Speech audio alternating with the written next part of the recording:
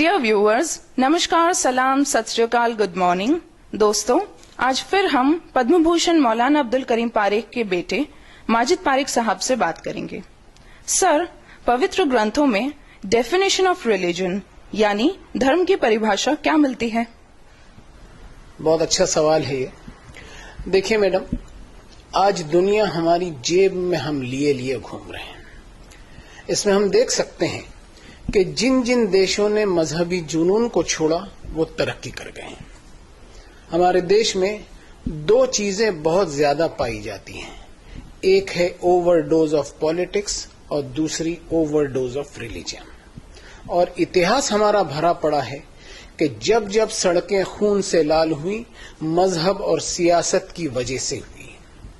हम भारत की सैर कर लें, ईस्ट से वेस्ट तक, नॉर्थ से साउथ तक, ज्यादातर हमारी मस्जिदें, दरगाहें, मठ, मंदिर, गुरुद्वारे एनक्रोचमेंट और अतिक्रमण पर मिलेंगे।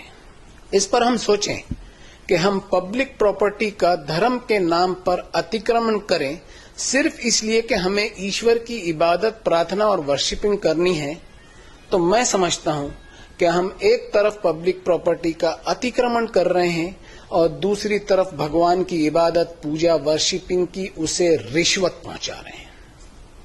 हम सोचें कि क्या वो इससे खुश हो जाएगा? हम देख रहे हैं कि मुसलमान बनाने की कोशिश की जाती है, हिंदू बनाने की कोशिश की जाती है, ईसाई बनाने की कोशिश की जाती है, कहीं इंसान बनाने की कोशिश नहीं की जाती। अब धर्म की परिभाषा पवित्र ग्रंथों में मिलती है, वो मैं आपको बताऊं। अराइतल्लज़ी युकज़्ज़िबु बिद्दीन, क्या उस आदमी पर गौर किया है जो असल धर्म को रिजेक्ट करता है? फज़ालिकल्लज़ी यदउल यतीम, ये वही हो सकता है जो किसी यतीम, अनाथ, बेसहारा और वंचित की भलाई की जिम्मेदारी से अपने आप को दूर रखता है। और वला यहुद्दु अला तामिल मिस्कीन, इसके दिल में कभी कोई तड़प नहीं उठती कि किसी भूखे को कम से कम खाना ही खिला दे। इसके खुद के डाइनिंग टेबल पर एक से बढ़कर एक चीजें होती हैं, लेकिन इसे कभी किसी भूखे की भूख का एहसास नहीं होता। अब गौर से सुनिए क्या कहा गया। फ़वैलुल लिल मुसल्लीन अल्लज़ीना हुम अन सलातिहिम साहून अल्लज़ीना हुम युराऊन व यमनऊनल माऊन।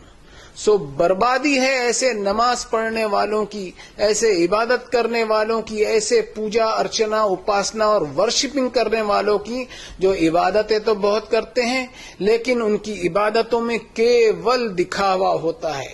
उनकी इबादतों ने उनका कैरेक्टर और किरदार ऐसा नहीं बनाया कि वो इंसानों के छोटे मोटे काम भी आ सकें।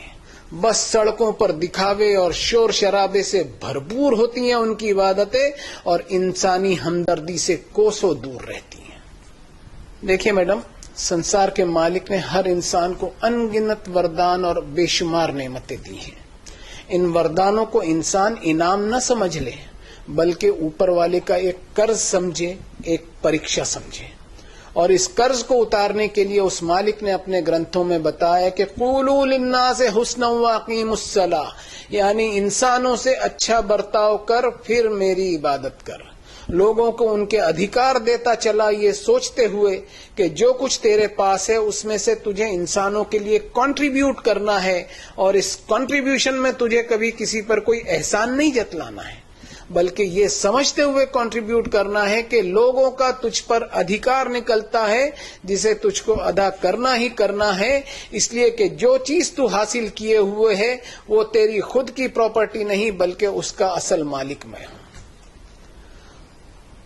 तो मैडम, ये है असल धर्म की परिभाषा, जो आपको दुनिया की किताबों में नहीं मिलेगी। ये सिर्फ आकाशी किताबों में ही मिलेगी, चाहे वेद हो या उपनिषद, चाहे कुरान हो या बाइबल हो। प्रोपेगेंडा ऑफ रिलीजियोसिटी, यानी अपने आप को धार्मिक बताने की एक होड़ लगी हुई है कि किसी स्टाइल या कलर के कपड़े पहन ले, या कोई रूप धारण कर ले, या कोई हुलिया बना ले। ये सब धर्म के नाम पर आडंबर के सिवा कुछ नहीं है, इनसे कोई फायदा हासिल नहीं होगा। Thank you very much Parekh साहब।